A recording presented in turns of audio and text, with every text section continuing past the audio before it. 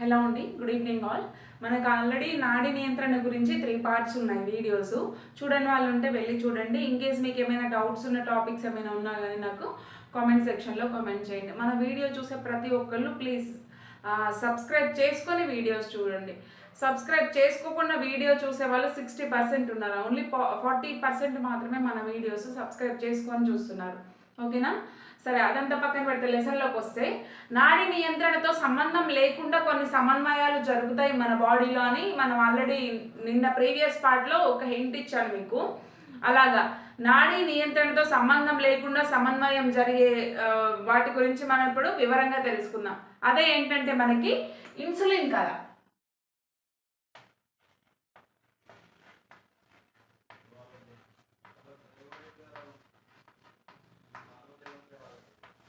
Insulin కథ గురించి మాట్లాడుకున్నట్లయితే 1868లో 1868లో జర్మనీలో పాల్ లాంగర్ హ్యాండ్స్ అనే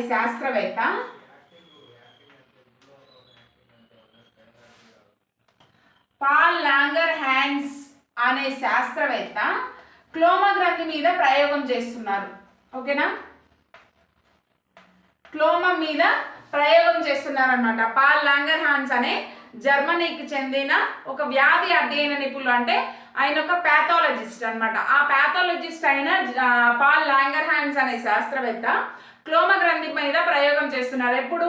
1868లో. ఆయన క్లోమ గ్రంథి మీద ప్రయోగం చేస్తున్నప్పుడు ఆయన అబ్జర్వ్ చేసింది ఏంటంటే, అక్కడ క్లోమ గ్రంథితో పాటు ఇంకా ఏదో నిర్మాణాలు, రక్తనాళాల లాంటి సన్నని నిర్మాణాలు ఒక రకమైన రంగును కలిగి ఉండి దాని మీద ఉన్నాయన్నమాట. అవేంటి, వాటి విధి ఏంటి అని ఆయనకి పూర్తిగా తెలియదు. సాధారణ నిర్మాణం కంటే ఒక రకమైన వెరైటీ నిర్మాణం కలిగిన ఒక నిర్మాణం క్లోమ గ్రంథి మీద కనిపించింది. రక్తనాళాలు కలిగిన సమూహాలుగా అది ఉందన్నమాట. కానీ దాని విధి ఏంటి అనేది వాళ్ళకి అప్పుడు ఆయన పాల్ గారికి తెలియదు. ఓకేనా? దానికే మనం ఈయన గారు ఏం పేరు పెట్టారంటే ఐలెట్స్ ఆఫ్ లాంగర్ హ్యాండ్స్ అని పెట్టారు. దాన్ని తెలుగులో లాంగర్ హ్యాండ్స్ పుట్టికలు అన్నారు.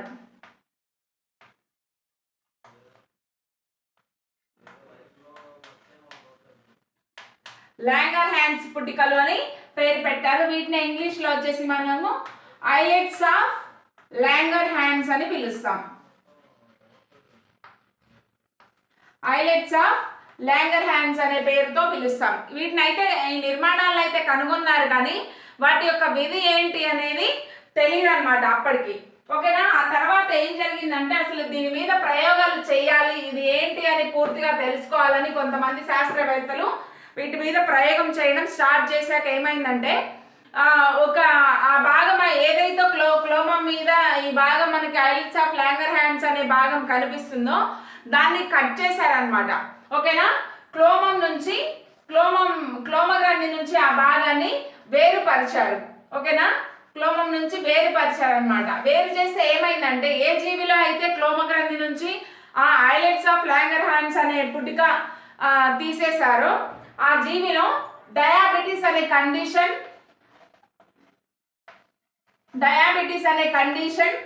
ఉందంట. అంటే షుగర్ వ్యాధి కలిగింది. ఆ జీవికి షుగర్ వ్యాధి కలిగిందనమాట. అంటే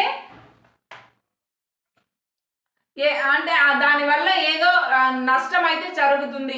అది లాంగర్ హ్యాండ్స్ పుట్టికలు స్రవించే స్రావం వల్ల ఒక వ్యాధి అయితే కలుగుతుంది. కాబట్టి దాని మీద ఇంకా ప్రయోగాలు చేయాలి అనేసి వాళ్ళు ఒక కంక్లూషన్కి వచ్చారు. చాలా మంది శాస్త్రవేత్తలు ప్రయోగాలు చేయగా ఆ లాంగర్ హ్యాండ్స్ పుట్టికలను వేరు చేస్తే అందులో స్రావం అనేది స్రవించలేదన్నమాట. అంటే ఏ జీవి నుంచి అయితే, ఏ మనిషి నుంచి అయితే, ఏ జీవి నుంచి అయితే ఆ లాంగర్ హ్యాండ్స్ పుట్టికలు అనేది మనం తొలగించామో ఆ జీవిలో వచ్చేసి షుగర్ లెవెల్స్ అనేవి పెరిగినాయి అన్నమాట. ఓకేనా? షుగర్ లెవెల్స్ పెరిగినాయి అంటే రక్తంలోను మరియు మూత్రంలో షుగర్ శాతం అనేది పెరిగిందనమాట. ఓకేనా? తర్వాత ఇంకొంతమంది శాస్త్రవేత్తలు ప్రయోగాలు చేస్తూ పరిశోధనలు చేయడానికి ఏం చేశారంటే, దీని నుంచి ఒక కంక్లూజన్ అయితే రాలేదు. ఇది షుగర్ వ్యాధికి కారణం అవుతుంది అనే ఒక కంక్లూజన్కి వచ్చారు. కానీ పూర్తిగా ఇది క్లోమం వల్ల జరుగుతుందా లేదా లాంగర్హాన్స్ పుటికల్ వల్ల జరుగుతుందా, ఇది క్లోమం వల్ల జరగవచ్చు అనే ఒక చిన్న ఒపీనియన్కి అయితే వచ్చారు. మామూలుగా లాంగర్హాన్స్ పుటికలు ఎక్కడ ఉన్నాయి, క్లోమంలో ఉన్నాయి. సో దట్ వాళ్ళు లాంగర్హాన్స్ పుటికల్ని తీసేయడం వల్ల మేబీ క్లోమం వల్ల ఈ లోపం, క్లోమ గ్రంథి నుంచి ఒక పార్ట్ తీసేయడం వల్ల ఈ లోపం షుగర్ వ్యాధి అనే వ్యాధి కలుగుతుంది. కాబట్టి దీనికి కారణం క్లోమం అయి ఉండొచ్చు అనుకున్నారు. ఓకేనా. నెక్స్ట్ తర్వాత ఇంకా పరిశోధనలు చేస్తూ క్లోమం స్రవించే నాళాన్ని కట్టేశారనమాట. అంటే నాట్ లాగా వేసారు ఇలా. ఓకేనా. క్లోమరసం వెళ్ళే నాళాన్ని ఇట్లా కట్టేశారు. లాంగర్హాన్స్ పుటికల్ని మామూలుగానే వదిలేశారు. ఓకేనా. లాంగర్హాన్స్ మామూలుగానే వదిలేసి క్లోమం వెళ్ళే నాళాన్ని కట్టేశారు. అప్పుడు ఏం జరిగిందంటే ఆ జీవిలో ఎటువంటి మార్పు రాలేదు. అంటే మీన్స్ షుగర్ లెవెల్స్ అనేవి పెరగలేదు, నార్మల్గానే ఉన్నాయన్నమాట. ఓకేనా. 1912లో 1912వ సంవత్సరంలో ఒక కంక్లూజన్కి అయితే వచ్చారు. లాంగర్హాన్స్ పుటికల్ అనేవి డయాబెటీస్ రావడానికి క్లోమం రీజన్ కాదు, లాంగర్హాన్స్ పుటికల్ మాత్రమే కారణం అవుతున్నాయి. ఇవి ఆ లాంగర్హాన్స్ పుటికల్ స్రవించే స్రావాన్ని ఇన్సులిన్ అని పేరు పెట్టారు. ఓకేనా. ఈ ఇన్సులిన్ అని పేరు పెట్టడం జరిగింది 1912లో. ఓకేనా. ఆ ఇన్సులిన్ అని పేరు పెట్టి ఈ లాంగర్హాన్స్ పుటికలు ఏవైతే ఉన్నాయో వాటి స్రావాన్ని, ఆ లాంగర్హాన్స్ పుటికలు స్రవించే స్రావం ఏదంటే ఇన్సులిన్. ఆ ఇన్సులిన్ డైరెక్ట్గా రక్తంలోకి స్రవిస్తుంది అనమాట. ఓకేనా. ఆ పుటికలు అనేవి ఐలెట్స్ ఆఫ్ లాంగర్హాన్స్ లేదా లాంగర్హాన్స్ పుటికలు అనేవి దాని యొక్క స్రావాన్ని డైరెక్ట్గా బ్లడ్లోకి రిలీజ్ చేస్తుంది. ఆ స్రావాన్ని మనం ఏమంటామంటే ఇన్సులిన్ అంటాం. షుగర్ వ్యాధి రాకుండా లేదా డయాబెటీస్ వ్యాధి రాకుండా కాపాడేది ఏంటి అంటే ఇన్సులిన్ అన్నమాట. ఓకేనా. డయాబెటీస్ రాకుండా చేస్తుంది ఈ ఇన్సులిన్ అనేది. మనకి లాంగర్హాన్స్ పుటికలు తీసేసినప్పుడు ఎందుకు డయాబెటీస్ వస్తుంది అంటే ఆ లాంగర్హాన్స్ పుటికలు స్రవించే స్రావమే ఈ ఇన్సులిన్ అన్నమాట. క్లోమ గ్రంథిని కట్టేసినప్పుడు ఆ క్లోమ గ్రంథి డయాబెటీస్ ఎటువంటి లక్షణాలు చూపించలేదు. అంటే మీన్స్ మన రక్తంలో షుగర్ లెవెల్స్ ఏమాత్రం పెరగలేదు, ఇన్సులిన్ లెవెల్ కరెక్ట్గానే మెయింటైన్ అయ్యి ఉంది. రక్తంలోకి ఇన్సులిన్ వెళ్తుంది కాబట్టి షుగర్ లెవెల్స్ అనేవి పెరగలేదు. ఆ పేషెంట్ అంటే ఆ యొక్క పర్సన్, జీవి లేదా మనిషి ఎవరికైతే అది లాంగర్హాన్స్ గురించి మనం ప్రయోగాలు చేస్తున్నామో ఆ జీవిలో ఇన్సులిన్లో ఎటువంటి మార్పు లేదు. తన రక్తంలో కానీ మూత్రంలో కానీ చక్కెర శాతం అనేది పెరగలేదు, నార్మల్ రేంజ్లోనే ఉంది. ఓకేనా. క్లోమాని కట్టేసినప్పుడు ఎటువంటి నష్టం జరగలేదు. కానీ లాంగర్హాన్స్ పుటికలను తీసేసినప్పుడు మాత్రం బాడీలో ఇన్సులిన్ లేకపోవడం వల్ల రక్తంలో మరియు మూత్రంలో చక్కెర శాతం అనేది అధికంగా పెరిగి ఆ పర్సన్ ఏదైతే ఉన్నారో డయాబెటీస్ కండిషన్కి గురి కావడం జరిగింది. ఓకేనా. ఇది మనకి ఇన్సులిన్ కాదనమాట, డైరెక్ట్గా రక్తంలోకే రిలీజ్ చేస్తుంది. ఇన్సులిన్ అంటే ఇది ఇన్సులా అనే ఒక లాటిన్ పదం నుంచి రావడం జరిగిందనమాట. ఓకేనా. ఇన్సులిన్ అనేది ఇన్సులా అనే లాటిన్ పదం నుంచి రావడం జరిగింది. లాటిన్ పదం. ఓకేనా. దీని మీనింగ్ అంటే ఏంటంటే దీవి అని అర్థం, దీవి అని అర్థం అనమాట. ఓకేనా. దీని తర్వాతకు వచ్చేసి మనకి ఈ శాస్త్రవేత్తలు ఇవన్నీ ప్రయోగాలు చేశారు. మన లాంగర్హాన్స్ పుటికల్ని వేరు చేయడం ద్వారా, అంటే తీసేయడం ద్వారా దానిలో ఇన్సులిన్ స్రవించక జీవికి డయాబెటీస్ కండిషన్ రావడం జరుగుతుంది. ఇవన్నీ చేశారు కదా. అసలు క్లోమ గ్రంథి నుంచి లాంగర్హాన్స్ పుటికల్ని ఎలా వేరు చేయాలి అని కానీ అబ్జర్వ్ చేసినట్లయితే ఒక చనిపోయిన జీవి యొక్క క్లోమం నుంచి, కుళ్ళిపోయిన జీవి యొక్క క్లోమం నుంచి లాంగర్హాన్స్ అనే పుటికలను వేరు చేశారనమాట.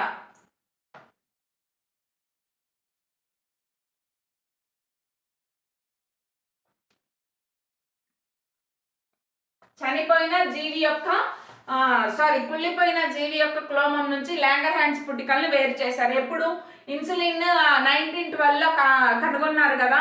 అంటే ఇన్సులిన్కి పేరు పెట్టడం, ఇన్సులిన్ స్రవించడానికి కారణం ఐలెట్స్ ఆఫ్ లాంగర్హాన్స్ ఇవన్నీ కనుగొన్న తర్వాతకి ఒక 10 ఆఫ్టర్ 10 ఇయర్స్ వాళ్ళకి అప్పుడు తెలియదు ఇన్సులిన్ ఎలా వేరు చేయాలి ఏంటి అనేది అప్పుడు తెలియదు. ఆఫ్టర్ 10 ఇయర్స్ కొంతమంది శాస్త్రవేత్తలు ఎవరంటే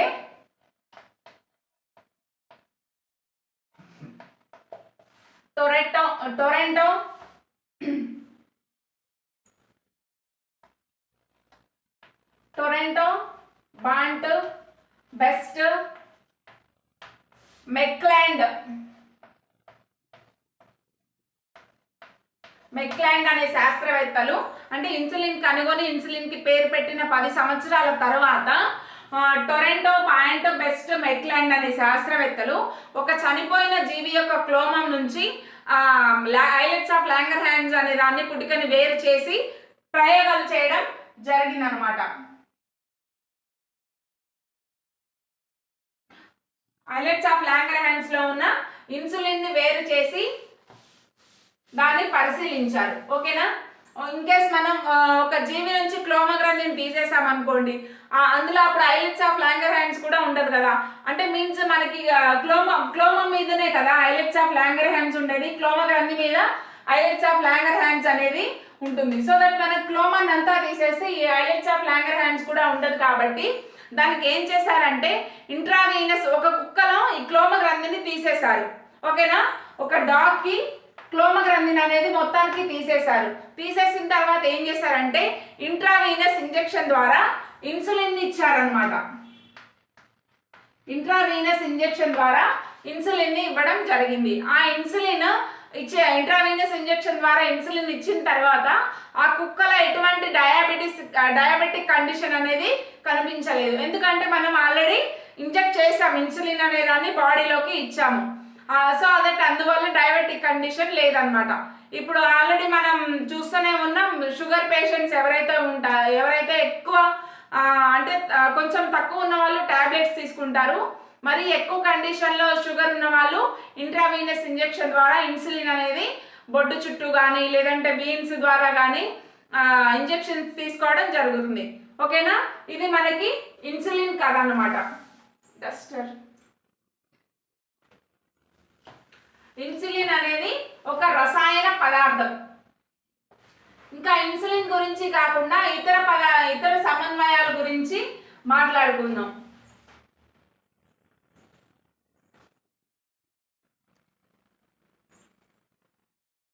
మన శరీరంలో ఏంటంటే ఇతర రసాయన సమన్వయాల గురించి మాట్లాడుకున్నట్లయితే మన శరీరంలో జరిగే ఒక చర్యలకు బ్లడ్ రియాక్ట్ అంటే కొన్ని గ్రంథులు రియాక్ట్ అయ్యి బ్లడ్లోకి కొన్ని స్రావాలను స్రవిస్తాయన్నమాట. వాటి గురించి మనం ఇప్పుడు మాట్లాడుకుందాం.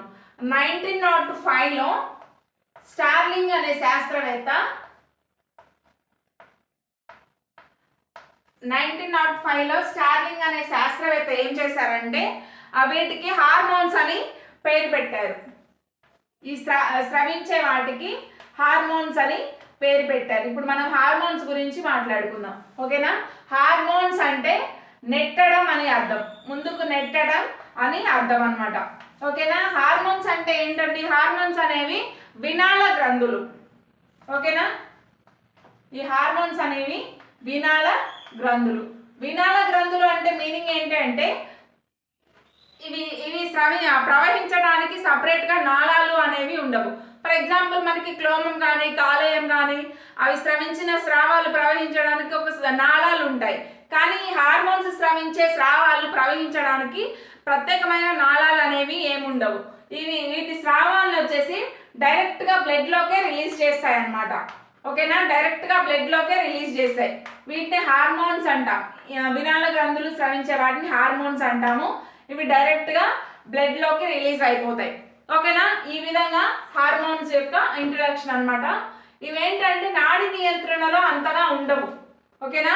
నాడీ నియంత్రణలో ఉండవు. ఫర్ ఎగ్జాంపుల్ మనం అడ్రినల్ గ్రంథి గురించి మాట్లాడుకున్నట్లయితే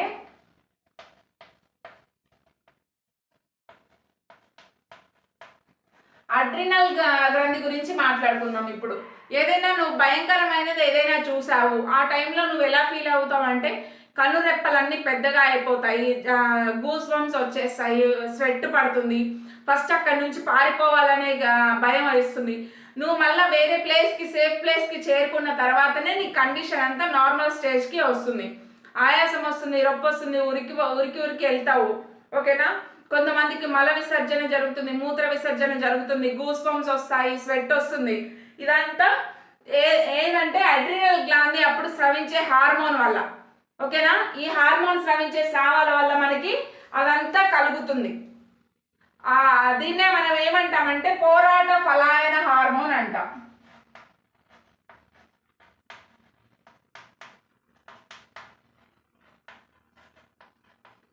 పోరాట ఫలాయన హార్మోన్. ఓకేనా. ఎందుకంటామంటే ఇది మనకి భయం వేసినప్పుడు అంటే మనం పారిపోవాలా లేదా ఫైట్ చేయాలా అనే సిచ్యువేషన్ మనకి ఎదురైంది అనుకో, అప్పుడు స్రవించేది ఈ గ్రంథి నుంచి స్రవించే స్రావాలే మనకి యూజ్ అవుతాయి అన్నమాట. అంటే ఫ్లైట్ ఆర్ ఫైట్. ఓకేనా. దీన్ని ఇంగ్లీష్లో ఏమంటామంటే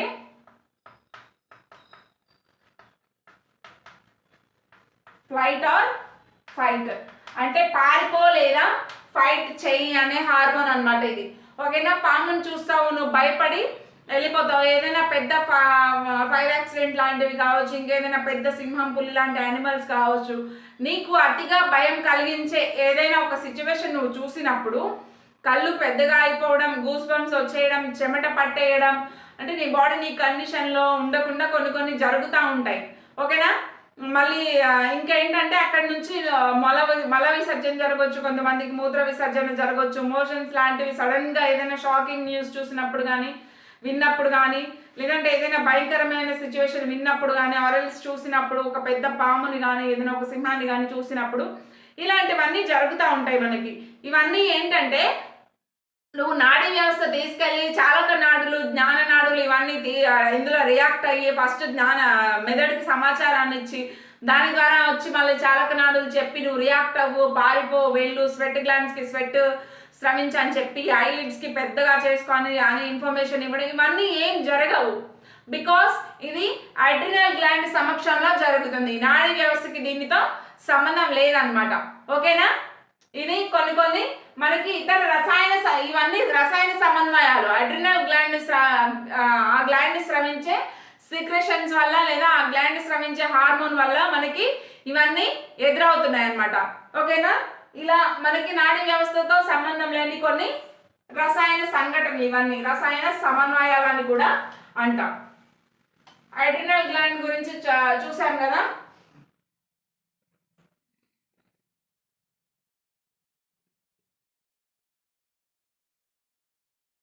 ఓకేనా.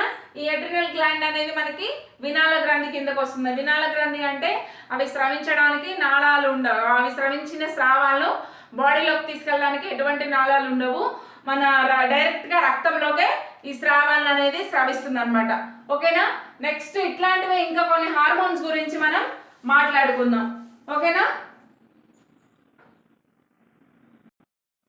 ఇప్పుడు మనం కొన్ని వినాల గ్రంథుల గురించి మాట్లాడుకుందాం. ఫస్ట్ వచ్చేసి మనకి పీయూష గ్రంథి. ఈ పీయూష గ్రంథిని ఏమంటామంటే ఇంగ్లీష్లో పిట్యూటరీ గ్లాండ్ అని కూడా అంటాం. ఓకేనా. దీన్ని వచ్చేసి మనం మాస్టర్ గ్లాండ్ అంటాం.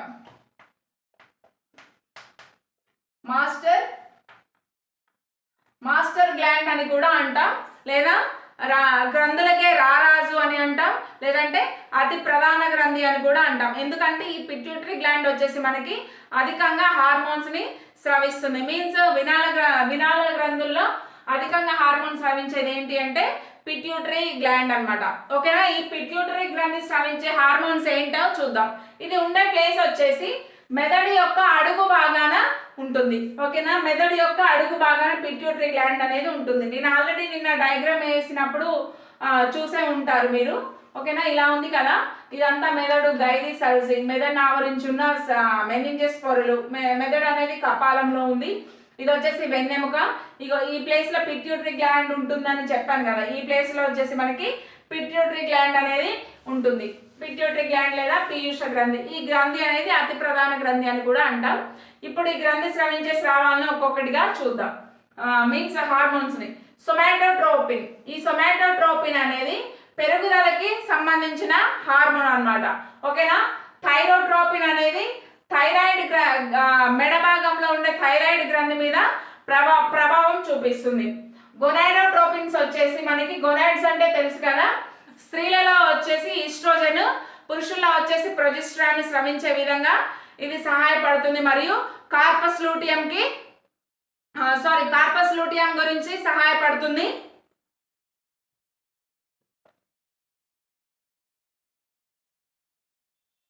ఇది గొనాడోట్రోపిన్స్ వచ్చేసి ముష్కాలు మరియు స్త్రీ బీజ కోశాల మీద పనిచేస్తుంది అనమాట.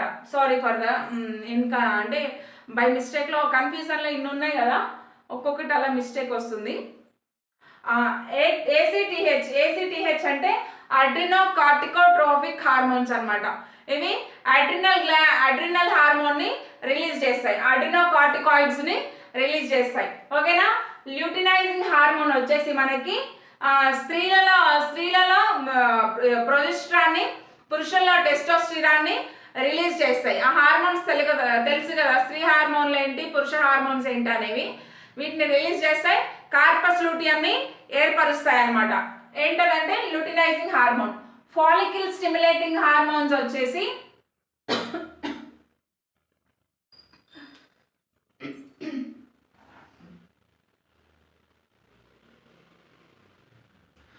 ఇది వచ్చేసి ఫాలికల్ స్టిమ్యులేటింగ్ వచ్చేసి స్పెమ్ ప్రొడక్షన్ ని ప్రేరేపిస్తుంది. స్త్రీలలో వచ్చేసి మనకి పాల ఉత్పత్తి గురించి సంబంధించిన వాటిని ప్రొడ్యూస్ చేస్తుంది. నెక్స్ట్ వచ్చేసి ఇది కార్పస్ లూటియం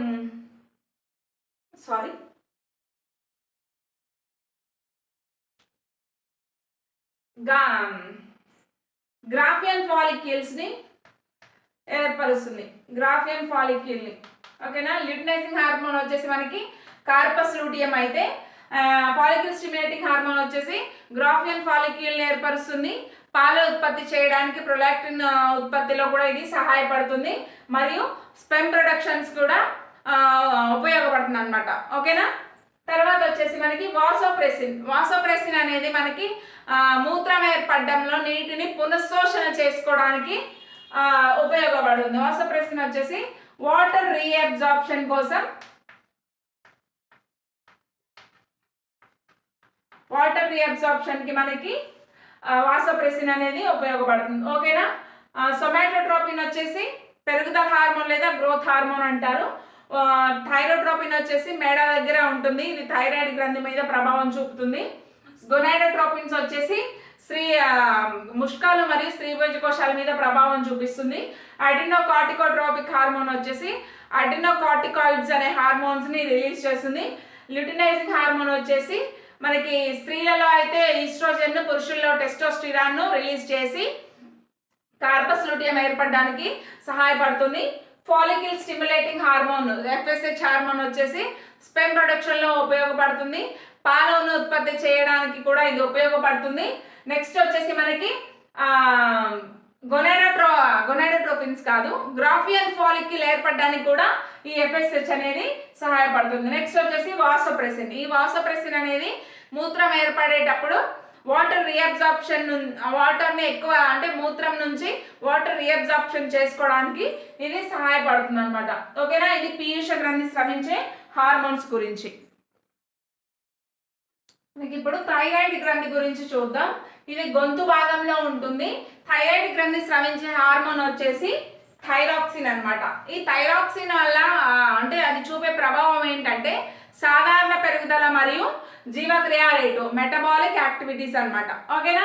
నెక్స్ట్ వచ్చేసి మనకి స్త్రీ బీజ కోశం స్రవించే హార్మోన్లు వచ్చేసి ప్రొజెస్టరాన్ మరియు ఈస్ట్రోజన్. ఈ ప్రొజెస్టరాన్ హార్మోన్ ఏం చేస్తుందంటే గర్భాశయ పెరుగుదల, పిండ ప్రతిస్థాపన అంటే ఇంప్లాంటేషన్ అంటాం కదా, అది గర్భాశయ పెరుగుదల, పిండ ప్రతిస్థాపన మరియు స్తన గ్రంథుల అభివృద్ధి లేదా మ్యామరీ గ్లాండ్స్ పెరుగుదల అని కూడా అనవచ్చు.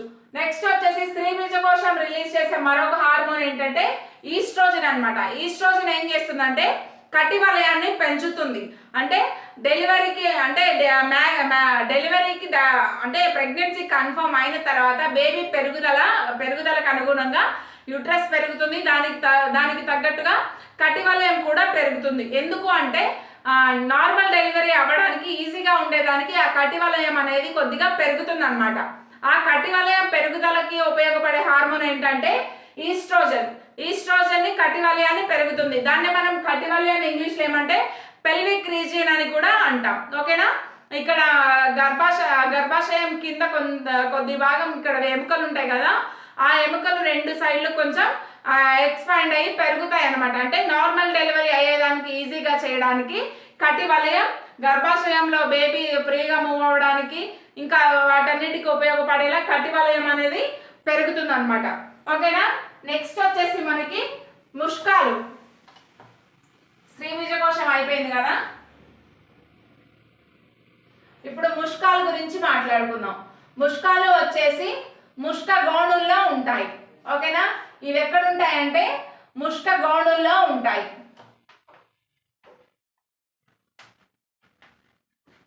ఓకేనా. ముష్కాలు అనేవి ముష్క గోణుల్లో ఉంటాయి. ఈ ముష్కాలు అనేవి out side of the body ఉంటాయి. ఎందుకు out side of the body ఉంటాయి అంటే స్పెమ్స్ తయారవడానికి మన బాడీ టెంపరేచర్ని తట్టుకోలేవు. 2 to 3% అనే 2 to 3% టెంపరేచర్ మన బాడీ లోపల ఉండే టెంపరేచర్ కంటే తక్కువ ఉంటుంది బయట. సో అందుకనే అవి బయట ఉన్నాయన్నమాట. ఆ టెంపరేచరు స్పెమ్ ప్రొడక్షన్కి ఉపయోగపడుతుంది. ఓకేనా. ఇది మనకి హయ్యర్ క్లాస్లో వస్తుంది, ఇప్పుడైతే ఏం లేదు. ఇది ఉండేది ఏంటంటే ముష్క గోణుల్లో ఉంటాయి ఈ ముష్కాలు అనేవి. ఇది స్రవించే హార్మోన్ వచ్చేసి టెస్టోస్టిరాన్. టెస్టోస్టిరాన్. ఈ టెస్టోస్టిరాన్ అంటే ఏంటంటే మగవారిలో మేల్స్లో వచ్చేసి పురుష లైంగిక అవయవాల పెరుగుదల మరియు పురుష లైంగిక లక్షణాలు రావడానికి ఉపయోగపడుతుందంట. ఈ టెస్టోస్టిరాన్ అనే హార్మోను గడ్డాలు మీసాలు రావడానికి ప్లస్ కండరాల పెరుగుదల అంటే మజిల్ స్ట్రెంగ్త్కి కండరాలు బాగా పెరిగిపోతాయి ఈ హార్మోన్ వల్ల. నెక్స్ట్ వచ్చేసి లైంగిక ప్రవర్తన సెక్సువల్ బిహేవియర్ కావచ్చు అన్ని ఈ హార్మోన్ వల్ల కలుగుతాయి అన్నమాట. ఓకేనా. టెస్టోస్టిరాన్ అనే హార్మోన్ వల్ల. నెక్స్ట్ వచ్చేసి మనకి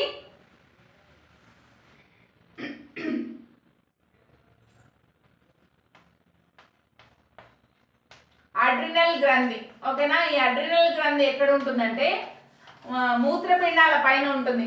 ఆల్రెడీ మనం మూత్రపిండాల గురించి చదువుకున్నాం కదా, మూత్రపిండాల లెసన్ అయిపోయింది.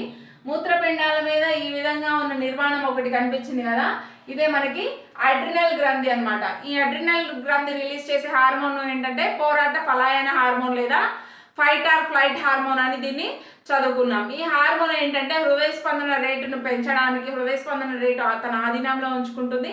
మీన్స్ అంటే ఏదైనా భయపడిన టైంలో ఎక్కువగా హృదయ స్పందన రేట్ ఎక్కువ అవుతుంది, నార్మల్ స్టేజ్కి వచ్చాక తగ్గిపోతుంది. లేదంటే శ్వాసక్రియ రేటు కావచ్చు, ఇట్లాంటివన్నీ దీని ఆధీనంలో ఉంటాయన్నమాట. ఓకేనా. కంటిపాప వ్యాసాన్ని పెంచడం అంటే భయపడినప్పుడు మనం ఇలా కళ్ళు అంటాం కదా, సో దట్ అలాగే కంటిపాప వ్యాసాన్ని పెంచడానికి ఈ అడ్రినల్ గ్రంథి అనేది సహాయపడుతుంది. ఓకేనా. నెక్స్ట్ వినాళ గ్రంథి ఏది అంటే క్లోమం అన్నమాట.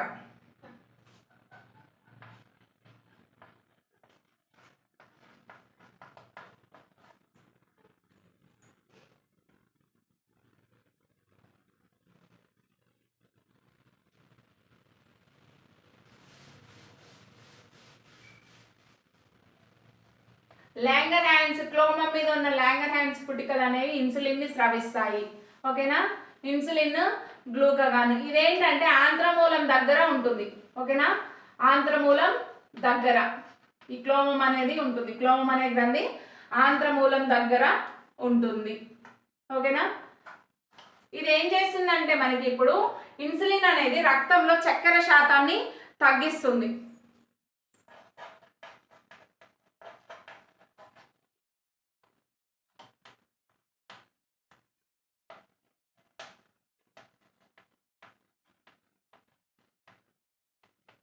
ఇన్సులిన్ ఏం చేస్తుంది, రక్తంలో చక్కెర శాతాన్ని తగ్గిస్తుంది. దానికి ఆపోజిట్ రియాక్షన్ అయ్యి గ్లూకాగాన్ అంటే రక్తంలో చక్కెర శాతాన్ని పెంచుతుంది అనమాట.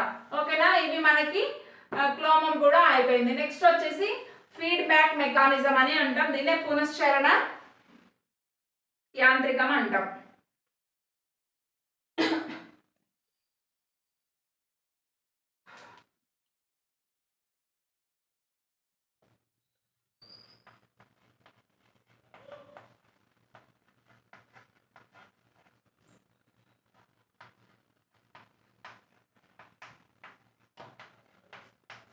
పునశ్చరణ యాంత్రికం, దీన్నే మనం ఇంగ్లీష్లో ఫీడ్బ్యాక్ మెకానిజం అంటాం. అంటే కొన్ని హార్మోన్స్ ఏంటంటే వాటిని అవి నియంత్రించుకోగలుగుతాయి. ఓకేనా, అంటే ఎక్కువ అయినప్పుడు తగ్గించుకోవడం, తగ్గినప్పుడు అంటే కావాల్సిన టైంలో పెంచుకోవడం, ఇలా జరుగుతుంది. ఓకేనా, మన రక్తంలో చక్కెర శాతం పెరుగుతుందన్న టైంలో ఇన్సులిన్ రిలీజ్ అవుతుంది దాన్ని కంట్రోల్ చేయడానికి. ఓకేనా, ఇన్సులిన్ చక్కెర శాతం తక్కువైన తర్వాత నార్మల్ స్టేజ్కి వచ్చినాక ఇన్సులిన్ రిలీజ్ అనేది తక్కువ అవుతుంది అనమాట. అదే టైంలో ప్రొలాక్టిన్ అనే హార్మోన్ ఉంది కదా, ప్రొలాక్టిన్ ఏంటంటే బేబీ వచ్చేసి మదర్ బ్రెస్ట్ మిల్క్ తాగడం స్టార్ట్ అయిన తర్వాత ఆ ప్రొలాక్టిన్ సీక్రెషన్ అనేది ఎక్కువ అయ్యి ప్రొలాక్టిన్ అనే హార్మోన్ రిలీజ్ అయ్యి మదర్ నుంచి మ్యామరీ గ్లాండ్స్ నుంచి పాలు రావడం స్టార్ట్ అవుతాయి. అంటే అది స్టిమ్యులేట్ అయ్యి బేబీ పాలు తాగగానే స్టిమ్యులేట్ అయ్యి సక్ చేయగానే స్టిమ్యులేట్ అయ్యి మిల్క్ అనేది మదర్ బ్రెస్ట్ నుంచి రిలీజ్ చేయడం స్టార్ట్ అయింది. అంటే దాన్ని అది నియంత్రించుకుంది. ఓకేనా, ఇన్సులిన్ కూడా మన చక్కెర శాతం షుగర్ పర్సెంట్ అనేది మూత్రంలో కావచ్చు బ్లడ్లో కావచ్చు ఎక్కువైంది అనిపిస్తే వెంటనే ఇన్సులిన్ రిలీజ్ అవుతుంది అనమాట. ఓకేనా, ఈ విధంగా అవసరానికి తగ్గట్టు వాటిని అవి నియంత్రించుకుంటే దాన్నే పునశ్చరణ యాంత్రికం లేదా ఫీడ్బ్యాక్ మెకానిజం అని అంటాం. ఇప్పుడు వచ్చేసి మనకి